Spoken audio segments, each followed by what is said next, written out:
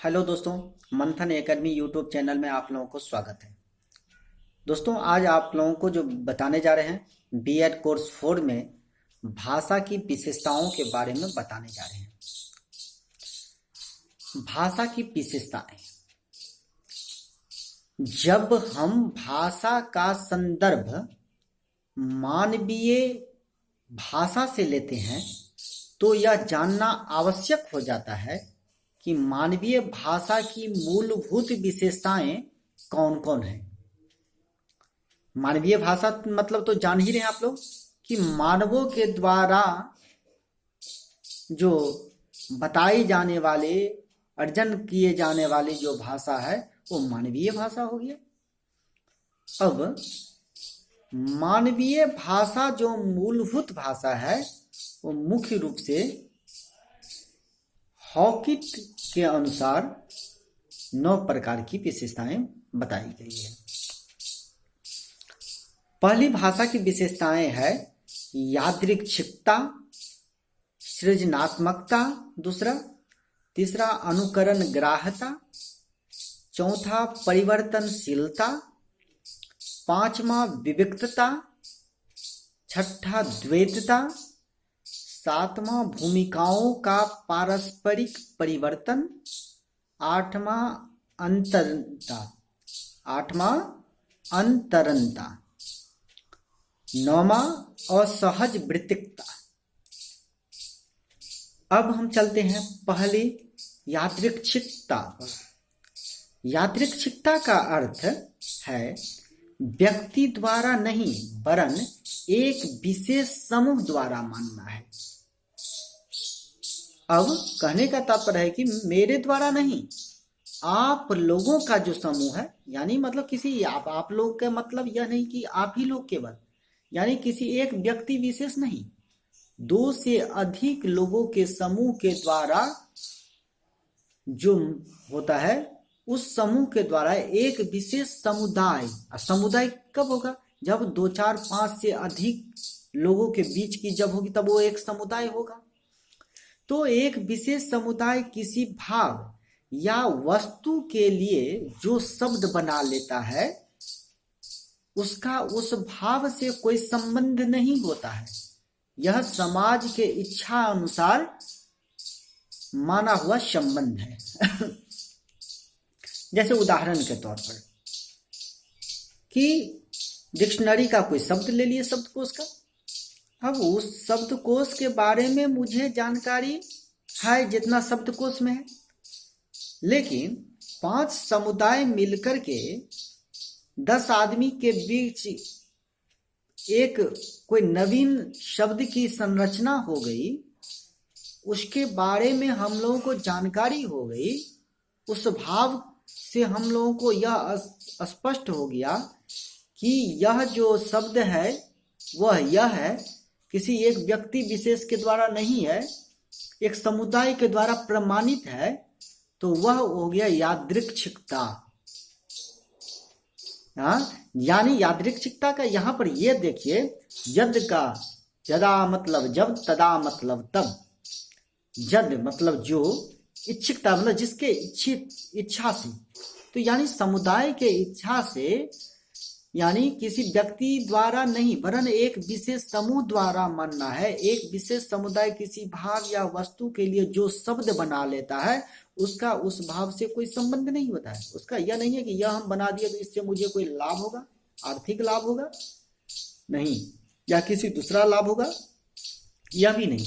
यह समाज की इच्छा अनुसार माना जाता है और उसे यादृच्छिकता माना जाता है, उसे यादृच्छिकता हम कहते हैं, यानी एक व्यक्ति से अधिक समुदाय। अब दूसरा, सृजनात्मकता।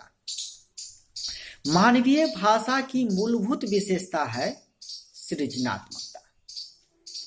अन्य जीवों में बोलने की प्रक्रिया में परिवर्तन नहीं होता, पर कोई भी जीव जो बोलता है, वो गाय हो, भैंस हो, कोई भी हो, तो उसमें बोलने की प्रक्रिया में परिवर्तन नहीं होता है। वो जैसा बोलेगा वैसा ही बोलेगा सारे। लेकिन पर मनुष्य के शब्दों और वाक्य विन्यास की सीमित प्रक्रिया में नित्य नए नए परिवर्तन और प्रयोग होते रहते हैं। निश्चित रूप से है कि आपका ग्रामेटिकल नॉलेज जितना ज़्यादा है, आपका व्याकरणीय ज्ञान जितना अधिक है, आप उतने नए नए प्रयोग करेंगे। उदाहरण के तौर पर एक आप लोगों को बता रहा हूं, आपने पीडी पाठक का कोई बुक पढ़ा और मैं पीडी पाठक भी पढ़ लिया, मंगल पांडे भी पढ़ लिया, यश गुप्ता भी पढ़ लिया। अब तीनों कागज पढ़े तो 3 ठौर तो मेरे पास आया। तो हम क्या करेंगे, यहां पर सृजन किए, तीनों से सृजन किए। तो ये तीनों से जो सृजन किए वो सृजनात्मक जीवों के बोलने की प्रक्रिया हम तीनों के हिसाब से प्रयोग करेंगे। तो प्रयोग करने की नई नई प्रक्रिया, लेकिन जीव किसी एक। जीवों के द्वारा क्या होता है कि मानवीय भाषा की मूलभूत विशेषता यह है कि अन्य जीवों में बोलने की प्रक्रिया में परिवर्तन नहीं होता है, यानी जीव में कोई परिवर्तन नहीं होता, लेकिन मानवीय में परिवर्तन होता है। वो जितने प्रक्रियाओं को ग्रहण करेंगे, जितने अध्ययन करेंगे, जितने समुदाय में जाएंगे, जितने भाषा का प्रयोग करेंगे, नित्य नए नए प्रयोग वो कर सकते हैं। अब हम यहां पर यह देखते हैं कि तीसरा में मानवेतर प्रक्रिया। तो मानवेतर प्राणियों की भाषा जन्मजात होती है तथा वे उसमें अभिवृद्धि या परिवर्तन नहीं कर सकते। अनुकरण ग्राही के कारण ही मनुष्य एक से अधिक भाषाओं को सीख लेते हैं। अनुकरण सबसे ही स्पष्ट है। अनु का मतलब होता है पीछे। अगर यहीं पर टवर्गी न दे दे तो अनु का मतलब हो जाएगा परमाणु का। यहाँ अनु का मतलब क्या हो गया, पीछे। तो अनुकरण ग्राही के कारण ही मनुष्य एक से अधिक भाषाओं को सीख लेते हैं। वो हो गया मानवेतर प्राणियों की भाषा जो जन्मजात होती है, जो जन्म से ही। अब चौथा में है मानव भाषा परिवर्तनशील होती है। निश्चित है कि मानवों की जो भाषा है वो परिवर्तनशील होती है। वही शब्द दूसरे युग तक आते आते नया रूप ले लेता है। अब उदाहरण के तौर पर कि हम ये कलम हो गया, इस कलम को हम अंग्रेजी में पेन बोलते हैं, ठीक है। अब इसको हम हिंदी में क्या बोलते हैं, कलम बोलते हैं। संस्कृत में क्या बोलते हैं, लेखनी बोलते हैं। तो हो गया। अब हम यहाँ पे मोइस बोलते हैं। तो ये जो है कागज, कॉपी की जो कागज है उसको हम कागत बोलते हैं मैथिली में। तो ये मैथिली में इसको मोइस बोल दिए, उसको कागत बोल दिए। तो आदि संस्कृत में लेखनी बोलते हैं। तो आदि आदि जो है मानव भाषा परिवर्तनशील होती है। वो शब्द, वही शब्द दूसरे युग तक आते आते नया रूप ले लेता है। यानी जैसे समय का परिवर्तन होता है शब्दों का भी नया रूप ले लेता है। पूर्व में जो उल्लिखित है वो तो है ही, लेकिन नवीन परिवर्तन भी हो जाती है, उसी को परिवर्तनशील बोलते हैं। जिस प्रकार से सत्ता परिवर्तनशील होती है ना, हाँ, आज सरकार किसी की है, कल किसी की है। तो उसी प्रकार से यह परिवर्तनशील है।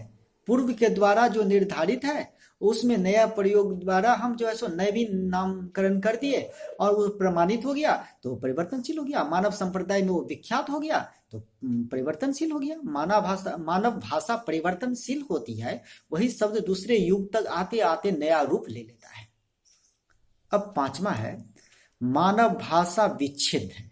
मानव भाषा विच्छेद है। इसकी संरचना अनेक घटकों से होती है। निश्चित है मानव की भाषा जो है विच्छेद है। विच्छेद मतलब अलग अलग। ध्वनि, ध्वनि दो ध्वनियों के मेल से क्या होता है शब्द, और दो शब्दों के मेल से क्या बनता है वाक्य। दो वाक्य के मेल से क्या बनता है, दो वाक्य के मेल से क्या बनता है एक पैसेज। दो पैसेज के मेल से क्या बनता है, एक दो पैसेज के मेल से एक लेसन बनता है। दो लेसन के मेल से क्या बनता है, दो चार लेसन के को जब मिला देंगे तो बुक मिलता है। तो यानी मानव भाषा विच्छेद है। उसकी संरचना अनेक घटकों से होती है। यानी ध्वनि से ही शब्दों की संरचना होती है। ध्वनि से पहले वर्ण बनती है, वर्ण से शब्द, शब्द से वाक्य आदि इसे चलता है। अब हम चलते हैं छठा। भाषा में किसी वाक्य में दो स्तर होते हैं। भाषा में किसी वाक्य में दो स्तर होते हैं। प्रथम स्तर सार्थक इकाई, दूसरे स्तर पर निरर्थक इकाई होता है। अब यहाँ पर है सार्थक इकाई और निरर्थक इकाई क्या है। तो कोई भी वाक्य इस दो स्तरों के योग से ही बनता है। शब्द दो योग से बनता है, सुबंत और तिगंत।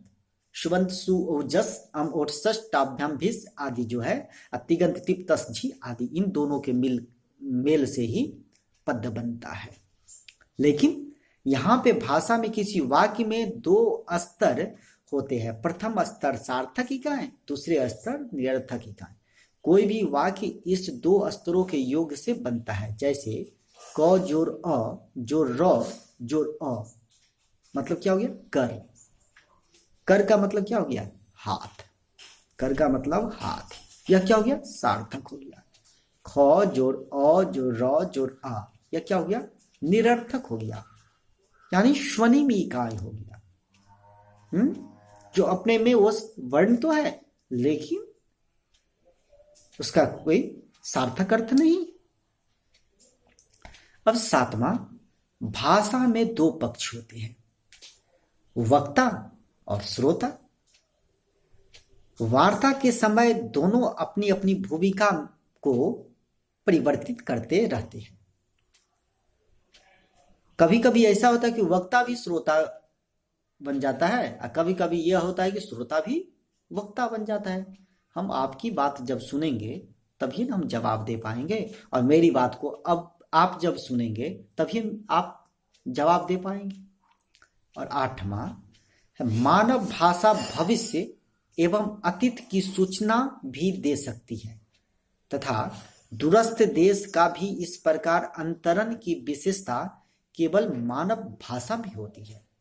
मानव भाषा भविष्य एवं अतीत की सूचना दे सकती है, यानी मानव की जो भाषा है वह अतीत की सूचना देती है। निश्चित रूप से है कि आप मान के चलिए कि हम किसी दूसरे क्षेत्र में गए और वहां कुछ होने वाले